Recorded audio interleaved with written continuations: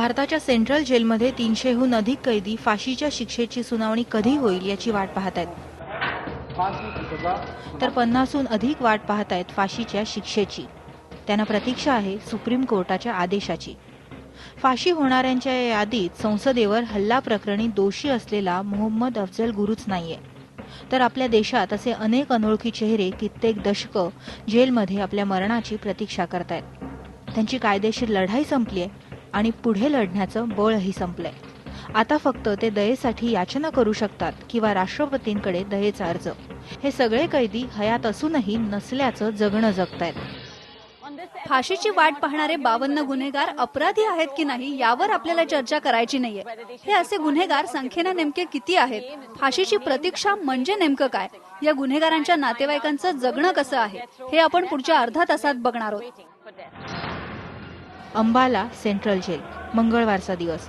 फक्त या दिवशी इथल्या कैद्यांना भेटायला नातेवाईक येतात. मिलने जाते हैं, कभी 10 दिन में, कभी 15 दिन में मिल के आ जाते हैं. क्या होता है मिलने से? जाल के अंदर से थोड़ी सी शक्ल देख ली, उधर वो रोते रहते हैं, इधर हम रोते रहते हैं. राजबिरी चौधरीला माहितीये तिला सगळ्यात शेवटी भेटायला मिळेल. साधे कैदी आपल्या नातेवाईकांना भेटल्यावर राजबिरीचा नंबर लागेल. कारणही तसंच आहे. राजबिरीचा मुलगा आणि सून हे दोघंही फाशीच्या प्रतीक्षेत आहेत. सोनिया आणि संजीव चौधरी. फाशीची शिक्षा सुनावली जाणारं हे पहिलंच जोडपं आहे. जेलमध्ये या दोघांची 9 वर्ष लोटली आहेत. ऑगस्ट 2001 मध्ये सोनियाने स्वतःची आई, वडील, भाऊ, बहीण, सावत्र भाऊ, त्याची बायको आणि त्याच्या 3 मुलांची हत्या केली. सोनियाचे वडील माजी आमदार होते आणि करोडोंची संपत्ती असणारेही. सोनिया आणि संजीव दोघांनीही त्या कुटुंबाला विष पाजलं आणि लोखंडाच्या सळईने मारून ठार केलं. और उसने हमारे परिवार की 3 पीढ़ी खत्म कर दी.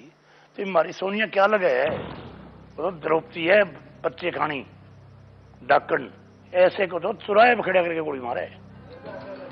सोनियाचे काका रामसिंग ही केस लढतायत. मे 2004 मध्ये ट्रायल कोर्टाने त्या दोघांना फाशीची शिक्षा सुनावली. त्यानंतर 2005 मध्ये हायकोर्टाने जन्मठेपेची शिक्षा सुनावली. 2007 मध्ये सुप्रीम कोर्टाने पुन्हा फाशीच्या शिक्षेवर शिक्कामोर्तब केलं. या शिक्षेची अंमलबजावणी नोव्हेंबर 2007 मध्ये दिली जाणार होती, पण नातेवाईकांनी दयेचा अर्ज केल्याने फाशीला स्थगिती मिळाली. तेव्हापासून हे नातेवाईक जेलच्या चक्रा मारतायत. या चक्रा आणि फाशीची प्रतीक्षा कधी संपेल ते मात्र माहित नाही. हम तो राष्ट्रपति साहब को भगवान मानते हैं जी. हमारा अपना इनकी जिंदगी में भीख में दे दो, हम तो भीख में ले लेंगे जी. बाकी तो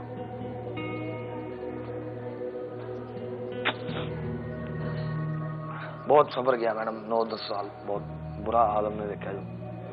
जीने लायक जिंदगी तो नहीं रही, बस मरा जाता नहीं, जीना तो पड़ता है.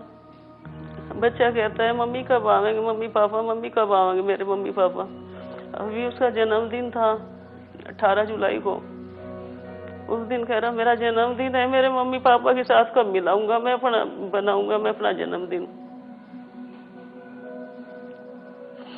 उस दिन हमारे घर में सब रो रहे थे.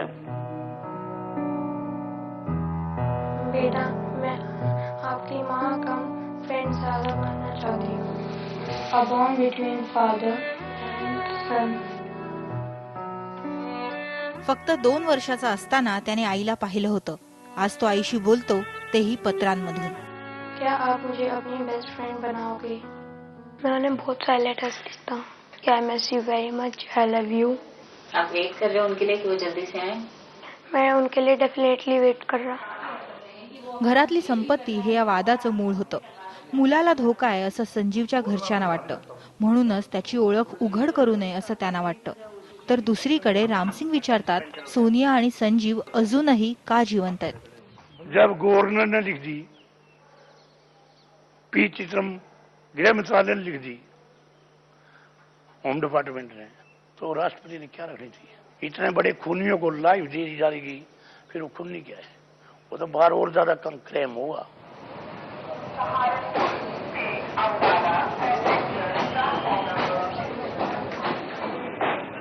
गजाआड गेलेल्या सोनिया आणि संजीवसाठी सगळे कायदेशीर मार्ग तपासून झालेत. आता दयेचा अर्ज अनेक वर्ष उत्तराच्या प्रतीक्षेत आहे. It's extreme cruelty not to know when you are going to die. हे अत्यंत क्रूर आहे. कधी मरणार हे माहीत नाही.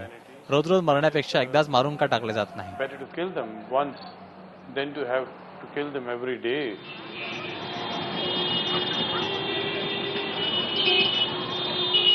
वाराणसीचा नवापुरा भाग.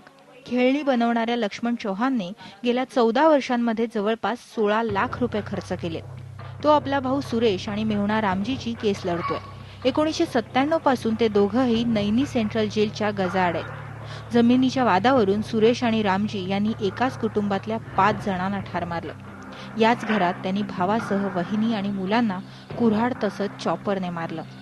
अक्टूबर 6/10/96 से केस हुआ है, तब से पैरवी कर रहे थे और हमारे पास थोड़ा जमीन था, उसको हमने बेचा और कुछ अपना घर का सामान बेचकर लगाए. उसके बाद जब मेरे पास पैसे की एकदम प्रॉब्लम हो गई तो हमने पैरवी बंद कर दी. 5-6 साल से एकदम पैरवी नहीं कर पा रहे हैं. It's a tragedy of our legal system. It does happen. आपल्या न्याय व्यवस्थेचं हेच दुर्दैव आहे. गरीब माणसाला चांगला वकीलच नाही तर साधा वकीलही मिळणं शक्य नसतं. He won't be able to afford a lawyer, forget anything. सुरेशची पत्नी खरं तर या केसमध्ये सहआरोपी होती. ती त्यातून निर्दोष सुटली, पण 13 वर्ष झाल्यानंतरही ती बदनामीच्या धक्क्यातून सावरलेली नाही. तुम लोग का फैसला हो जाएगा, सब लोग बाहर आ जाएंगे, उसी दिन से आज तक उम्मीद कर रहे हैं. हमारे इस केस में मैडम 2 परिवारों की हत्या हुई है. एक तो गुजर गए, दूसरा इस तरह से है कि जो रोज मरते हैं. डझनभर मुलांमध्ये सर्वात मोठा महेंद्र. वडील जेलमध्ये गेले तेव्हा तो 13 वर्षांचा होता. आता 28 वर्षांचा आहे. तो म्हणतो गरीब आणि निरक्षर असल्याने हे दुःख वाट्याला आलंय. शुरू से हमारे पिताजी बहुत हम लोगों को बढ़ाना चाहते थे, तो हमारा नाम इंग्लिश मीडियम में लिखवाए थे. सब कुछ केस में लग गया मैडम. हम लोगों का जीवन भी केस में लग गया. तो बस एक जानवर की जिंदगी जी रहे हैं हम लोग. सामाजिक कार्यकर्त्यांच्या मते फाशीच्या प्रतीक्षेत असणाऱ्यांपैकी 90% लोक गरीब आहेत. कायदेशीर मदतीची कुवत त्यांच्याकडे कमी आहे. पण एकमेव आशेचा किरण म्हणून राष्ट्रपतींकडे दयेचा अर्ज करतात. फाशीची यादी गरिबांसाठी 100% राखीव आहे. त्यात दलित आहेत आणि आदिवासी. म्हणूनच अनेक देशांमध्ये फाशीची शिक्षाच रद्द झाली आहे. श्रीमंत राजकारणी आणि माफिया गुंडांनी केलेले सगळे गुन्हे कितीही क्रूर असले तरी ते फाशीपासून दूर राहतात. शोभित कुमारची ही पत्नी. गेले 21 वर्ष शोभित कुमार जेलमध्ये. त्याला 12 वर्षांपूर्वी फाशीची शिक्षा सुनावली गेली. 1998 साली त्याने राष्ट्रपतींकडे दयेचा अर्ज केला. त्याचा अर्ज शिल्लक अर्जांमधला सर्वात जुना आहे. व्यवसायाने मोची असलेल्या शोभितने एका उच्च जातीतल्या कुटुंबातल्या 6 जणांची हत्या केली होती. त्यात 2 लहान मुलांचाही समावेश होता. हमारा पतिजी अपराधी नहीं खा. हाँ, हमारा नहीं खा अपराधी है. न्याय गोसाई के भगवान यही तरह के फंसा दिया. 80 वर्ष वय असलेला शोभित भागलपूर सेंट्रल जेलमध्ये गेली 18 वर्षे. त्याला भेटायला त्याचे नातेवाईक आतापर्यंत फक्त 3 वेळा गेलेत. अशी ही गरिबी आहे.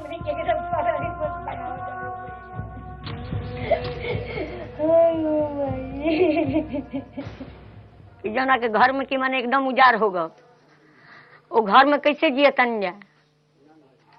एगो भगवान ने हमने के पत्थर बना के जिया होता ना.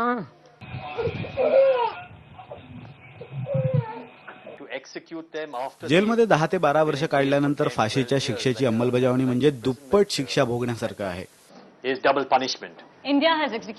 भारतात स्वातंत्र्यानंतर आतापर्यंत 55 जणांना फाशी दिली गेली आहे. महात्मा गांधींची हत्या करणाऱ्या नथुराम गोडसेला सगळ्यात पहिल्यांदा फाशी देण्यात आली, तर धनंजय चॅटर्जीला 2004 मध्ये फाशी देण्यात आली. त्यांना एका विद्यार्थिनीला बलात्कार करून ठार मारलं होतं. राष्ट्रपतींच्या ऑफिसमधून 1985 ते 1995च्या दरम्यान 45 अर्ज निकालात काढले गेले.